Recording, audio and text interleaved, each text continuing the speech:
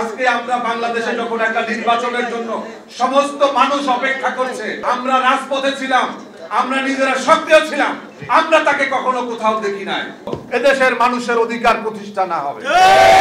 আপনারা যারা এসেছেন, অনেক কষ্ট করে এসেছেন, আপনাদের সবাইকে ধন্যবাদ। আমি শুধু অন্তর্বর্তীকালীন সরকারের উদ্দেশ্যে একটা কথা বলতে চাই।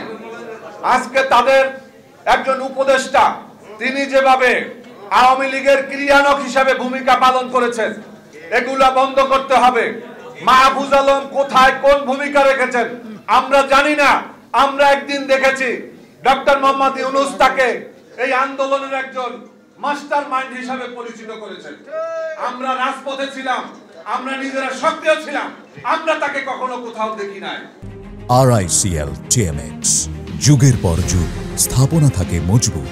কিন্তু আজকে তিনি বাংলাদেশের জাতীয়তাবাদী শক্তি, ধর্মীয় মূল্যবোধে বিশ্বাসী শক্তির মধ্যে আজকে দেওয়াল তৈরির জন্য চেষ্টা করছেন। আজকে কাদা ছোড়াছুরি করার সুযোগ করে দিয়েছেন। এগুলো বন্ধ করতে হবে। বাংলাদেশের আমরা ফ্যাসিবাদ বিরোধী সমস্ত রাজনৈতিক দলের ঠিকানা এক, আমাদের নেতা এক, আমাদের সমস্ত উদ্দেশ্য এক। আমরা এই জিয়া পরিবারের সমস্ত এই নিশ্চিহ্ন করে দেওয়ার জন্য বেগম খালেদা জিয়াকে বাড়ি ছাড়া করেছে, ক্ষমতা ছাড়া করেছে, তাকে সন্তান হারা করেছে, তাকে দেশ ছাড়া করার জন্য চেষ্টা করেছিল, করতে পারে নাই। আজকে আমরা বাংলাদেশে যখন একটা নির্বাচনের জন্য সমস্ত মানুষ অপেক্ষা করছে, আমরা দেখেছেন এখানে, আপনারা দেখেছেন যে আমাদের এই যে 31 দফা, এটা লেবার পার্টিও এটার অংশীদার।